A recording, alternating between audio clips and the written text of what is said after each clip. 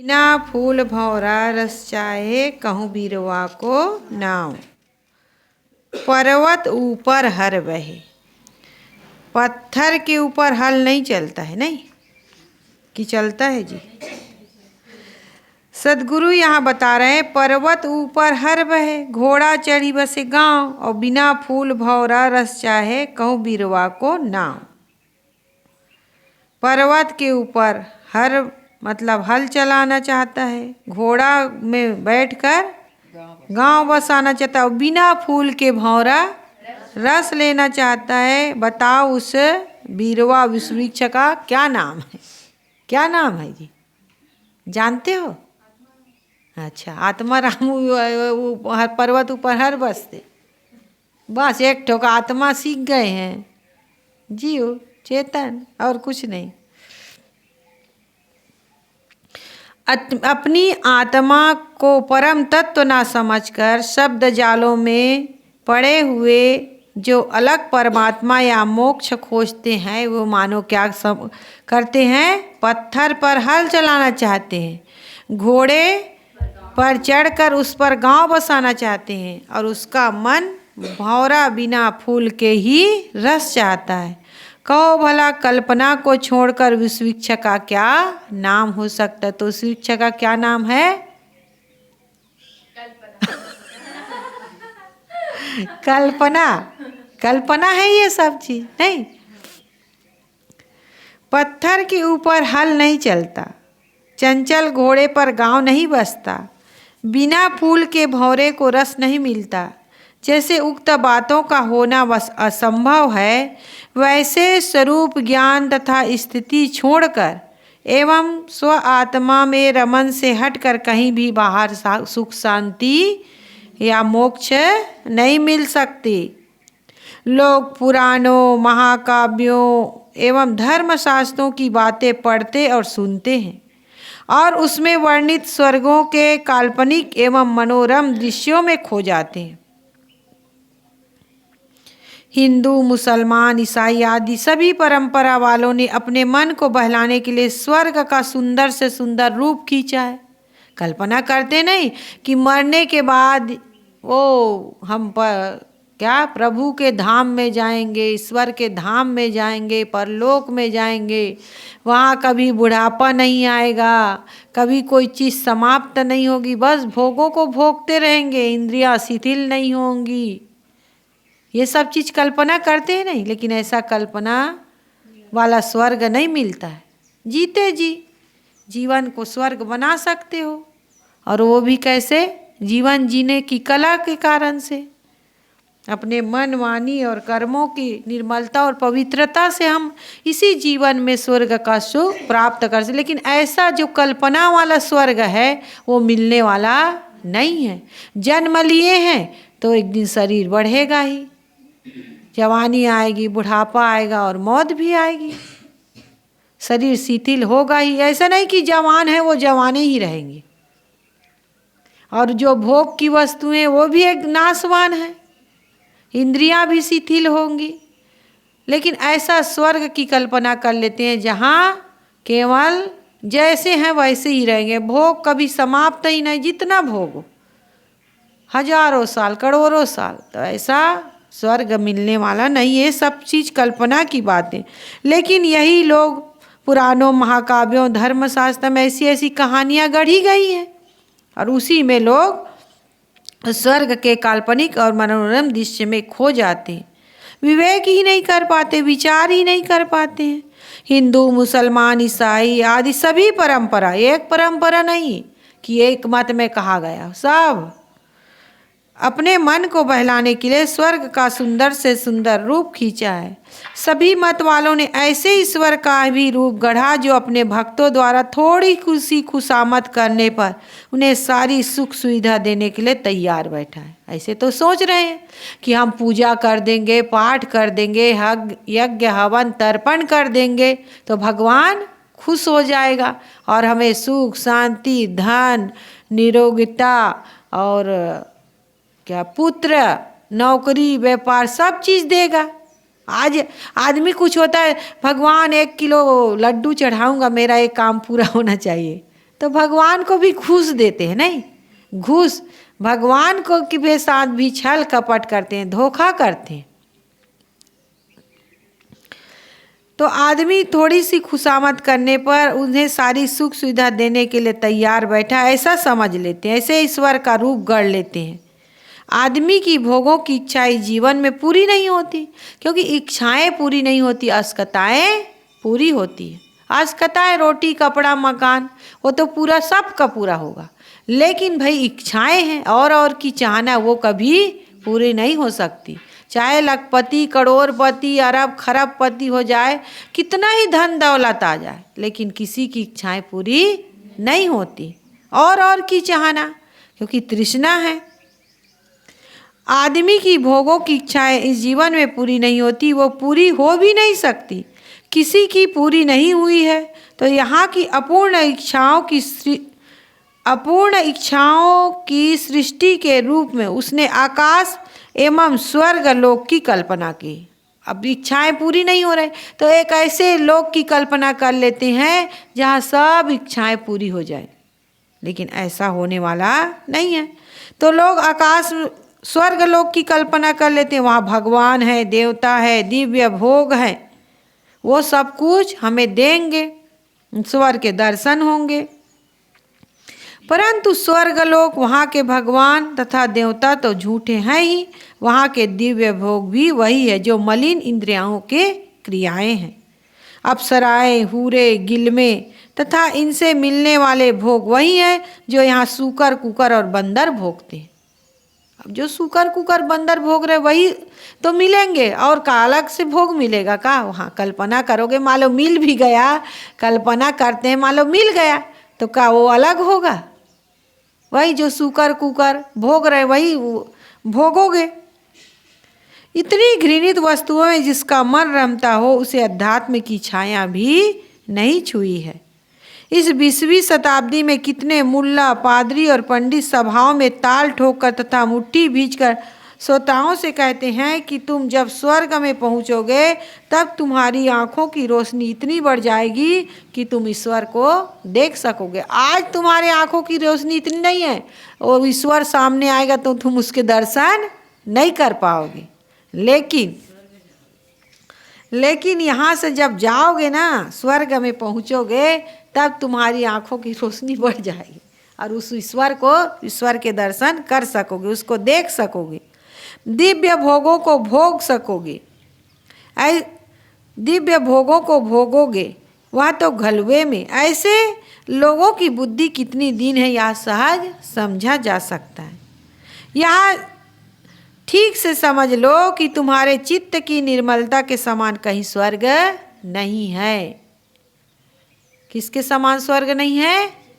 चित्त की निर्मलता के समान स्वर्ग नहीं है, और शांति के समान कोई भोग नहीं है। संत सज्जनों के समान कोई देवता नहीं, और जीव के समान कोई शिव नहीं, अर्थात आत्मा के समान कोई परमात्मा नहीं है। इसलिए क्या करो, मन की कल्पनाओं को छोड़ो और अपने स्वरूप को समझो और अपने आप में रमने का काम करो, नहीं तो जीवन भर तुम कल्पना में ही भटकते रहोगे। तो गुरुदेव जी क्या कह रहे हैं कि किसके समान स्वर्ग नहीं है? चित्त के निर्मलता के समान स्वर्ग नहीं है, और किसके समान भोग नहीं है? शांति के समान कोई भोग नहीं है। और देवी देवता कौन है? वाह! संत सज्जनों के समान कोई देवता नहीं है, और जीव के समान कोई शिव नहीं है, और आत्मा के समान कोई परमात्मा नहीं। जो भी तुम ये कल्पना कर रहे हो सब केवल कल्पना की बातें, झूठी बातें। अब लोगों को ये कह दोगे कि ये झूठी बातें हैं तो उनको ठेस लगती है। नहीं कहना चाहिए भाई। उनके सामने जो मानने वाले हैं, पूजा कर रहे हैं, पाठ कर रहे हैं, उसी में हाँ धीरे धीरे उसको प्यार से बताओ, समझाओ, रास्ते पर लाओ। सदगुरु कबीर साहब जी कहे नहीं, हाँ राम वियोगी विकल तन इन दुखों मति को कोई छुअत ही मर जाएंगे ताला बेली हो। तो ऐसे राम के वियोगी को छेड़ो मत। उसको मानने वाला है, उसको चाहने वाला, उसकी पूजा पाठ कर रहा है, उसी में डूबा है, इसलिए उसको प्रेम से समझाओ, उस पर आघात मत करो। को बताओ कि चित्त के निर्मलता के समान कोई स्वर्ग नहीं, शांति के समान कोई भोग नहीं, संत सज्जनों के समान कोई देवी देवता नहीं, जीव के समान कोई शिव नहीं और आत्मा के समान कोई परमात्मा नहीं। ये सब मन की कल्पना, इसको छोड़ो और अपने चेतन स्वरूप में रमो, तभी शांति मिलेगी। चंदन बांस निवारहु तुझ कारण बन काटिया, जियत जीव जनि मारहु मुए सबे निपातिया। चंदन एक सुगंधित लकड़ी, उसका वृक्ष, तात्पर्य में क्या है? चेतन जीव। चंदन किसको कहा गया है? जीव को। चंदन बांस निवारहु, बांस यानी गंध, वासना। सदगुरु कह रहे हैं कि चंदन यानी हे चेतन मनुष्य। बांस निवारहु, बांस नहीं बास ना, बास यानी वासना, गंध। तो बांस निवारहु, तू वासनाओं का त्याग कर। सदगुरु क्या कह रहे हैं? हे चेतन मनुष्य, तू वासनाओं का त्याग कर। तुझ कारण बन काटिया। सदगुरु क्या कह रहे हैं? तुझ कारण बन काटिया। निवारहु यानी त्याग करो। चंदन मतलब क्या बताए हैं? चेतन जीव को कहे नहीं। तो सदगुरु कह रहे हैं हे चेतन मनुष्य, वास निवारहु, तू वासनाओं का त्याग कर। तुझ कारण बन काटिया, तेरे कल्याण के लिए मैंने भ्रांतियों का, वन यानी जंगल, भ्रम, मान्यताएं, तेरे कल्याण के लिए मैंने भ्रांतियों का जंगल काट दिया है। जियत जीव जनि मारहु, तपस्या के नाम पर जीते जी अपने को पीड़ित मत करो, या उपवास करके आत्महत्या मत करो। उपवास तो करना चाहिए सप्ताह में एक दिन, लेकिन कैसा वाला उपवास मत करो जिससे शरीर को हानि हो जाए। नहीं, तपस्या के नाम पर जीते जी शरीर को मत पीड़ित करो। देखो क्यों थड़ेश्वरी बस खड़े हैं कितने साल तक, नहीं कोई जल शयन कर रहे हैं, कोई अग्नि। आजकल कांटे वाले बाबा आए थे, नहीं कांटा में सोए थे, वहाँ देखे हो? नहीं देखे? अच्छा, तो कांटा में पूरा कांटा ही कांटा है उसके शरीर में। तो ऐसे शरीर को पीड़ित मत करो, इससे तुम्हें कुछ मिलेगा नहीं। और उपवास करके आत्महत्या मत करो। अब ये लोग संथारा ले लेते हैं, जैनी लोग लेते हैं नहीं, बस खाना पीना छोड़ देते हैं। तो ऐसे खाना पीना छोड़ के मुक्ति थोड़ी मिल जाएगी भाई।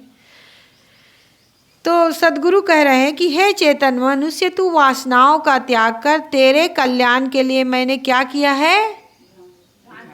भ्रांतियों का, मान्यताओं का, भ्रम मान्यताओं का जंगल काट दिया है। जियत जीव जनि मारहु मुए सबे निपातिया। निपातिया माने नष्ट हो जाते।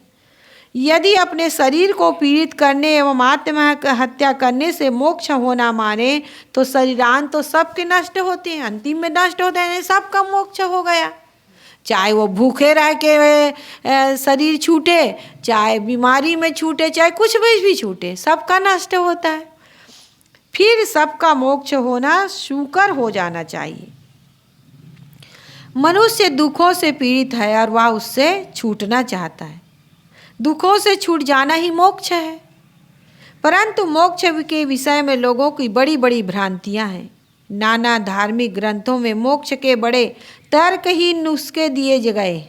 अमुक मंत्र या नाम जपने मात्र से मोक्ष, अमुक नदी में नहाने से मोक्ष, अमुक नगर में बसने से मोक्ष, घोर तपस्या द्वारा शरीर को सुखाने से मोक्ष, किसी तथाकथित तीर्थ में आत्महत्या करने से मोक्ष, अन्न जल छोड़कर निरंतर उपवास करते करते शरीर त्याग देने से मोक्ष, किसी मजहब, किताब एवं कल्पित ईश्वर में विश्वास करने से मोक्ष, यहाँ तक कि वैयाकरणों ने शब्द रटने से मोक्ष मान लिया। संगीत वालों ने स्वर साधना ही से और कामियों ने संभोग से ही मोक्ष मान लिया। और अवतारवादियों ने तथा कथित अवतारों द्वारा जिनकी हत्या कर दी गई उनका भी मोक्ष मान लिया गया।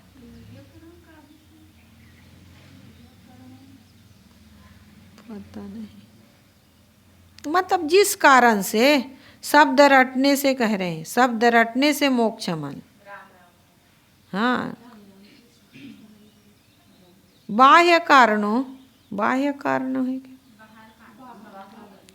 तो कोई भी मतलब ऐसे मान्यता मान लिए कि इसमें नाम जसने से, नदी में नहाने से, तीर्थ यात्रा में जाने से, किसी देवी देवता की पूजा करने से या उपवास करने से, कई संभोग से ही मोक्ष मान लिए।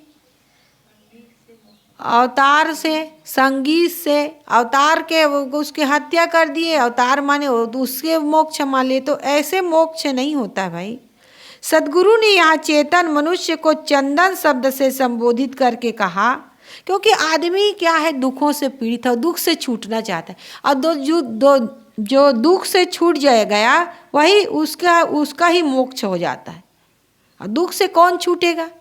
जिसे अपने चेतन का बोध हो गया, वासनाओं का त्याग हो गया, अपने स्वरूप में स्थित होने का काम कर रहा है, वही दुख से छूट सकता है। यहाँ सद्गुरु चेतन मनुष्य को किस शब्द से संबोधित किया है? यह क्या कहते हैं? सुमिता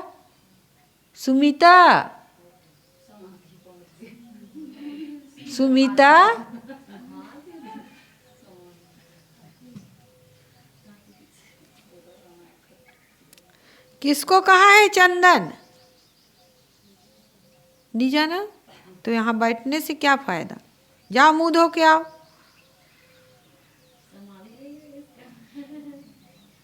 इतना गहरे नींद भाई पढ़ाई में।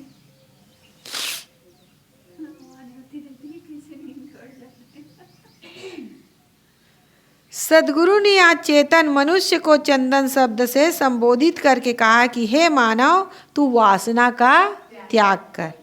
वासना का त्याग ही मोक्ष है।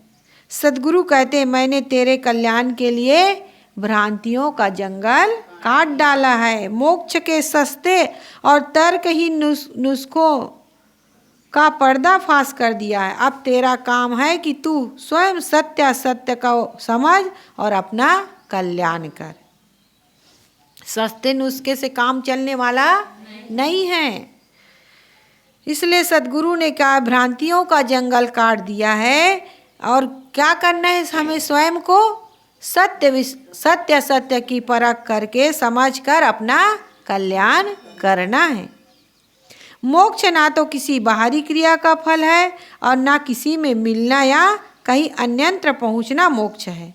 मोक्ष है सारी वासनाओं का त्याग। वासनाएं ही जीव के लिए बंधन है और उनके सर्वथा नष्ट हो जाने पर बंधन समाप्त हो जाते हैं। बस यही मोक्ष है। काम, भोग, राग, रंग, विषय विलास की वासना तथा क्रिया का त्याग तो करना ही चाहिए। जीवन निर्वाह के लिए जो आवश्यक है, जैसे भोजन, वस्त्र आदि, इनकी भी वासना नहीं होना चाहिए कि अमुक प्रकार के ही भोजन मिले, अमुक प्रकार के ही चावल मिले, अमुक प्रकार की ही सब्जी मिले, ये नहीं होना चाहिए। और वस्त्र भी केमरी का ही हो एकदम पतला वाला हो, नहीं मखमली वाला हो, अच्छा वाला कंबल चाहिए, ये वाला नहीं हाँ, कहाँ पुराना जमाना का दे दिए खसाडू खुजलाने वाला। बदलो भाई, चिकना वाला, मुलायम, हल्का हल्का, नहीं तो ये भी क्या है? ये भी वासना है। हाँ, है?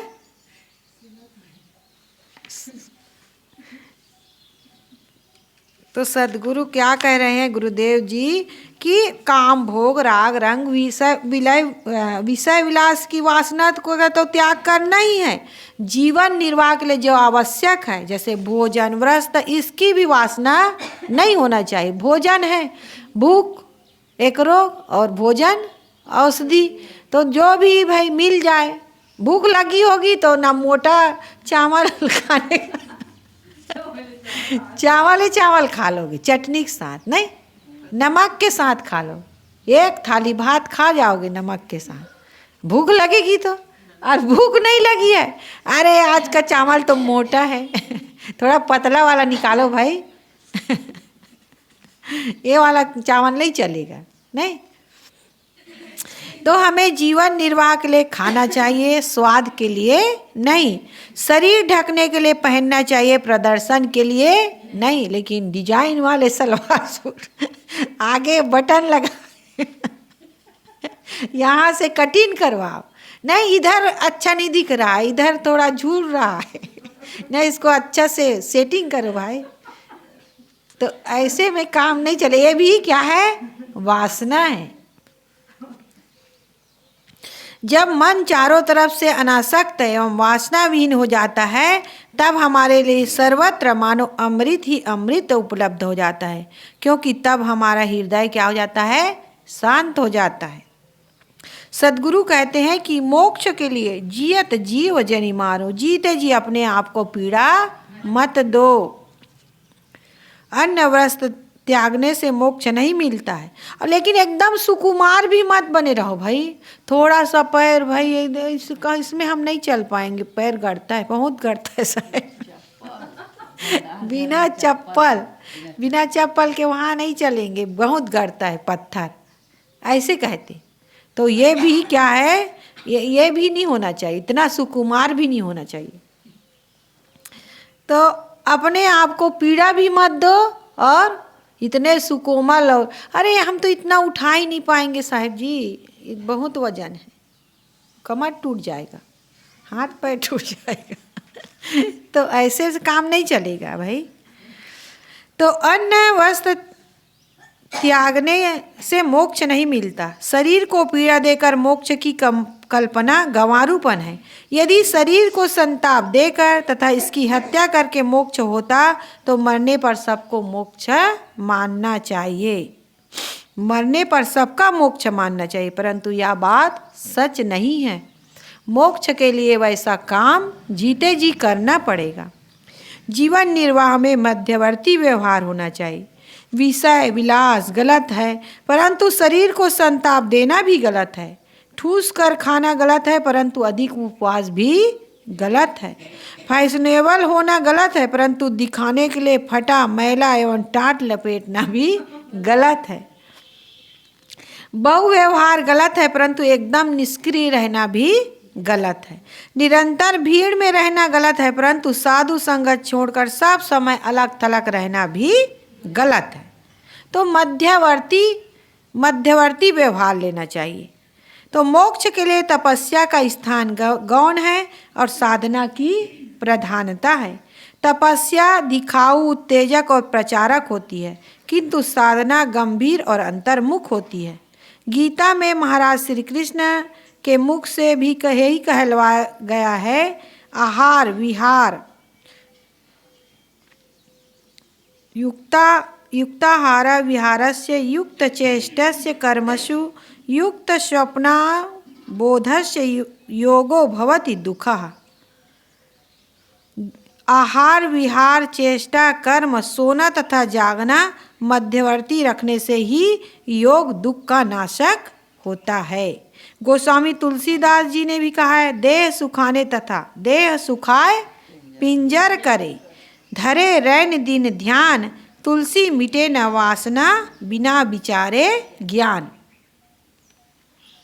गोस्वामी तुलसीदास जी ने कहा है, देह सुखाने तथा केवल ध्यान करने से वासना नहीं मिटती, उसके लिए ज्ञान पर विचार करना आवश्यक है। उन्होंने और भी कहा है, माधो मोह पास किमि टूटे, बाहर कोटि उपाय करी अभ्यंतर ग्रंथि न टूटे, घृत पूरण कटा अंतर्गत शशि प्रतिबिंब लखावे। ईंधन अनल लगाए कल्प सत औटत नाश न पावे। तरु कोटर मह रह विहंग तरु काटे मरे न जैसे। साधन करी विचारहीन मन शुद्ध होए नहीं तैसे। अंतर मलिन विषय वस मन तन पावन करी पखारे। मरई न उरग अनेक जतन वाल्मीकि विध विधि मारे। तुलसीदास हरि गुरु करुणा बिन विमल विवेक न होई। बिन विवेक संसार घोर निधि पार न पावे कोई। गोस्वामी जी के उक्त वचनों से उनके व्यर्थ महिमा परक वचन अपने आप कट जाते हैं। जैसे चार खान जग जीव अपारा अवध तजे तन नहीं संसारा। अवध में अयोध्या में तन तजने से इस संसार में आना नहीं पड़ेगा। तो ये चार मतलब चारी खान के जीव, अंडज उस्मज पिंडज और मनुष्य, कोई भी हो अगर अवध में अयोध्या में शरीर छोड़ दे तो उसको और आना नहीं पड़ेगा। तो जिसको जिसको और नहीं आना है चले जाना।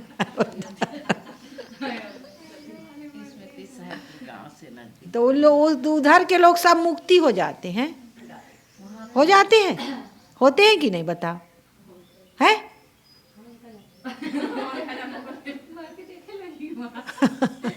मर के देख लेना और बताने आना यहाँ फिर है? तो ऐसे कहीं वहाँ शरीर छोड़ने से मुक्ति नहीं मिलेगी।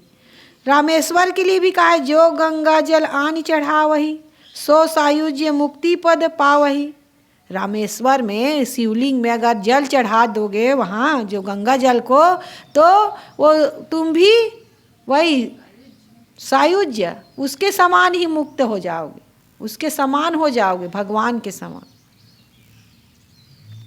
तो ये ऐसा होने वाला नहीं है। ये मोक्ष न सुमंतर की चीज है, ना शरीर को संताप देने से मिलता है। तो किससे मिलता है जी बताओ, किससे मोक्ष मिलता है? हाँ, वासना का त्याग ही मोक्ष है। अपनी आत्मा से अलग जो कुछ है सबकी वासना का त्याग मोक्ष है। तो हम सबको क्या करना है? वासना का त्याग करना है। तो सद्गुरु कह रहे हैं, चंदन बांस निवारहु तुझ कारण बन काटिया। जियत जीव जनि मारहु मुए सबे निपातिया। हे चेतन मनुष्य, तू किसका त्याग कर? वासनाओं का त्याग कर, तुझ कारण बन काटिया। सद्गुरु कबीर साहब का क्या कह रहे हैं? तेरे कल्याण के लिए मैंने ब्रह्म मान्यता का जंगल काट दिया है। जियत जीव जनि मारो मुए सबे निपातिया।